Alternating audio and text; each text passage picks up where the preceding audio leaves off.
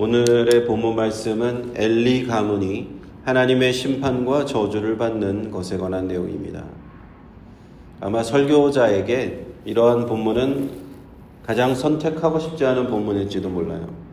하나님의 말씀을 전하는 설교자가 우리 성도님들에게 하나님의 저주와 심판에 대해서 참 말씀을 전한다는 것, 좀 거리껴지는 일입니다. 되도록이면은 복된 내용, 축복된 내용을 전하고 싶죠. 저주에 관한 내용은 가급적 적게 말씀드리고 싶은 것이 설교자의 마음이 아닐까, 저희 마음도 그렇습니다. 안 그래도 우리가 세상에서 힘들고 지쳐서 교회에 왔는데 심판과 저주에 대한 내용을 너무 많이 들으면은 또 마음이 더 힘들어지지 않을까, 그런 걱정이 있는 것이죠. 근데 우리가 새벽 기도회는 이렇게 한 절씩 한 구절씩 읽어가기 때문에 우리는 다 본문을 다 봐야 되죠. 그런데요, 하나님의 저주와 심판의 내용도 사실은 우리 믿는 자들이 꼭 알아야 될 내용입니다. 우리나라 고사성어의 사자성어의 사산지석이라는 말이 있잖아요. 다른 사람들이 성공하고 축복되고 잘 되는 일도 물론 좋은 내용이지만, 다른 사람들이 저주와 심판을 받았다, 왜 그렇게 되었는지 나는 그렇게 되면 안 되겠다 하는 그런 교훈도 꼭 필요한 것입니다. 어쩌면 지금 시대에 꼭 필요한 내용이 아닐까 생각을 합니다.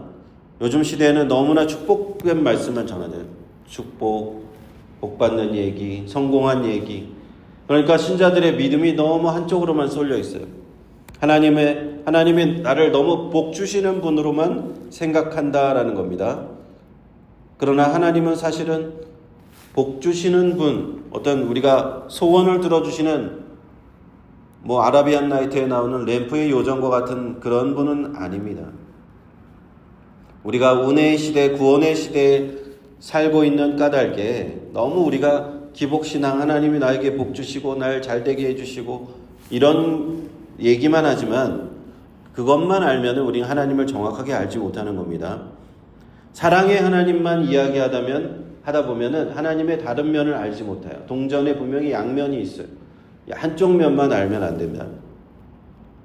사실 하나님은 사랑의 하나님이시기도 하지만 공의의 하나님이시기도 합니다. 공의의 하나님이시라는 것은 악과 불의를 보지 못하시고 악인들을 심판하시고 불의한 자들을 징계하시는 분이라 하는 사실입니다. 우리 주님께서 우리를 위하여 구원의 십자가를 치시고 우리를 구원하셨지만, 장차 다시 오실 때는 우리 예수님께서 심판의 주로 오신다라는 사실을 우리는 알고 있습니다. 사랑의 주요 용서의 주요 주님이신 우리 예수님께서도 심판의 주님으로 다시 오시는 순간, 그때는 더 이상 은혜의 시대가 끝나는 것입니다. 더 이상 하나님의 자비와 오래 참으심과 인내하는 시대도 끝나는 시간이 그때입니다.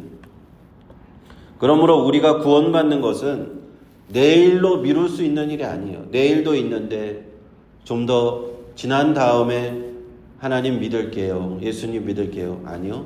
내일 어떻게 우리가 보장합니까? 지금이 우리가 구원받아야 될 천각을 다투는 그런 시간인 줄 믿습니다. 지금이 구원받을 때고 지금이 은혜 받을 날입니다.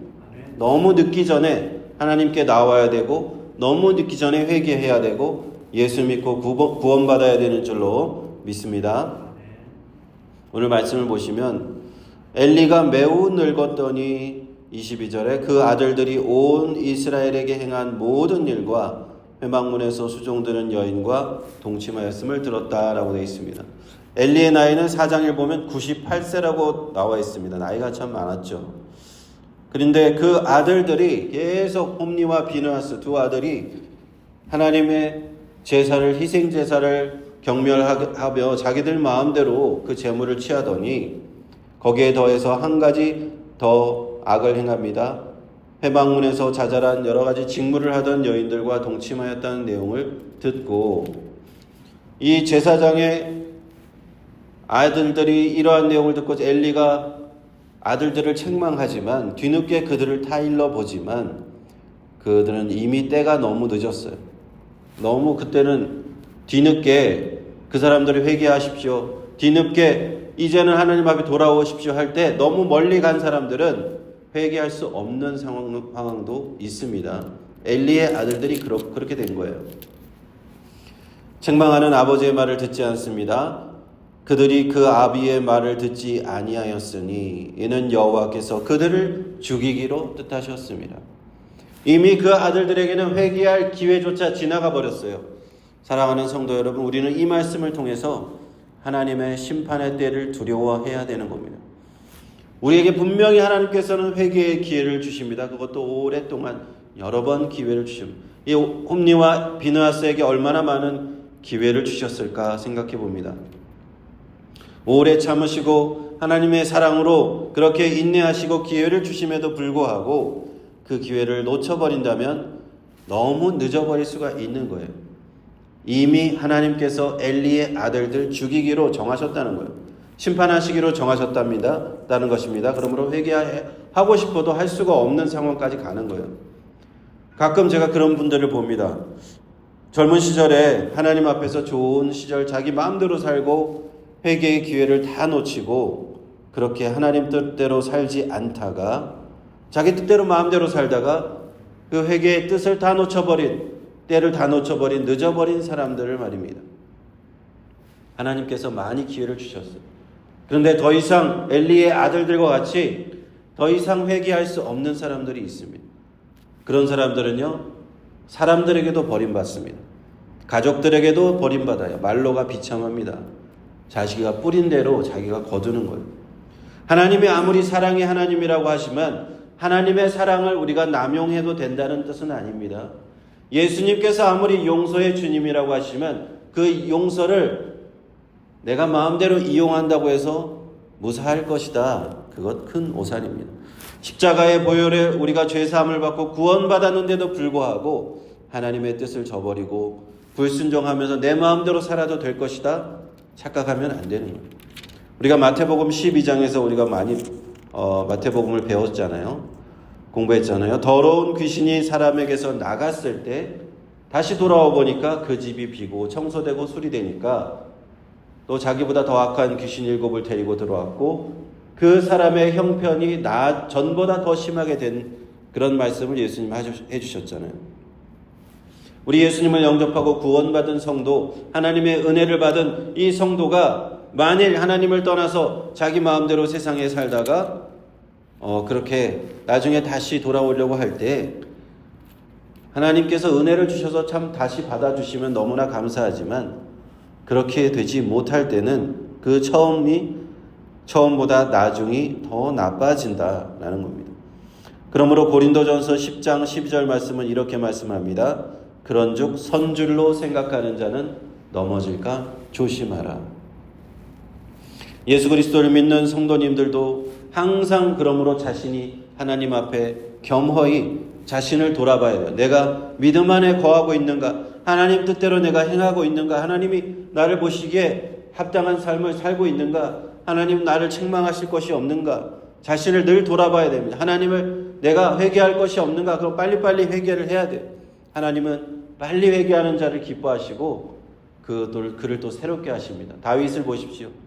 내 죄악을 씻으시고 내 영을 새롭게 하여 주옵소서. 다윗이 기도할 때 하나님이 그를 또 용서하시고 회개하는 자 하나님께서 결코 내치지 않으십니다. 회개하지 않고 끝까지 고집을 부리면 안 된다는 겁니다.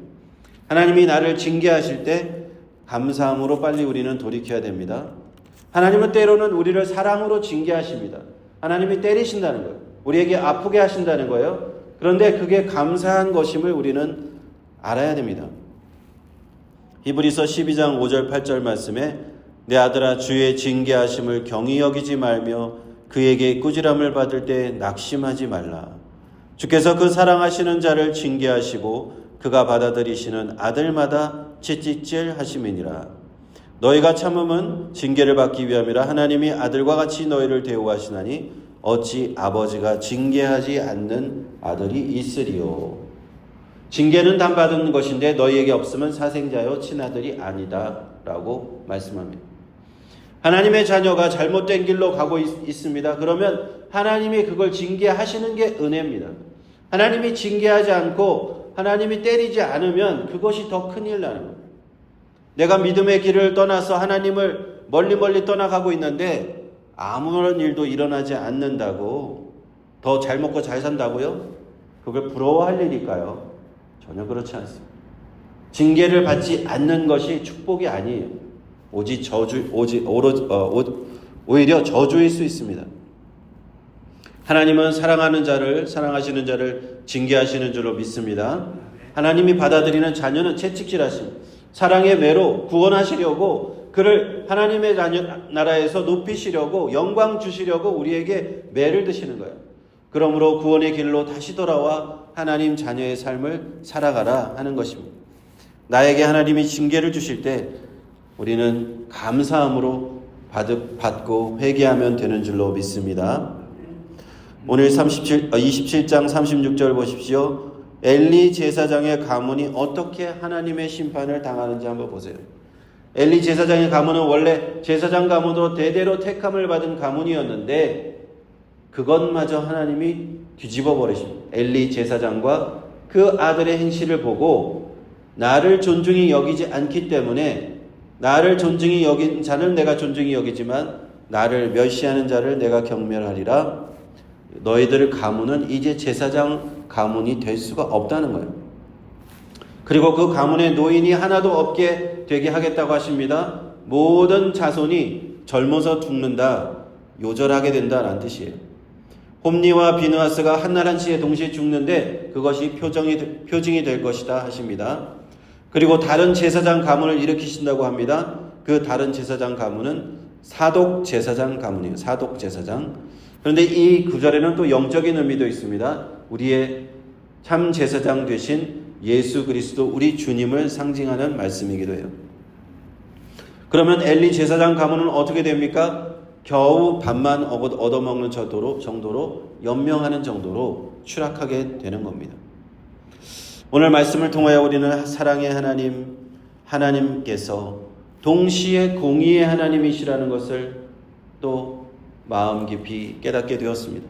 우리 주님께서 구원의 주님이시지만 동시에 장차 심판의 주님으로 오실 겁니다.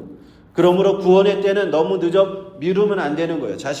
우리는 자신을 돌아보고 하나님을 나에게 징계를 하시면 하나님 앞에 빨리빨리 회개하고 돌아와야 되는 것입니다. 잘못된 삶을 돌이킬 때 하나님은 우리를 기뻐하시고 우리를 다시 용서하시고 우리에게 다시 새로운 삶을 허락하시고 축복도 허락하시는 줄 믿습니다. 이것이 바로 하나님의 자녀의 삶이요 예수 그리스도 제자의 삶인 줄로 믿습니다. 함께 기도하겠습니다.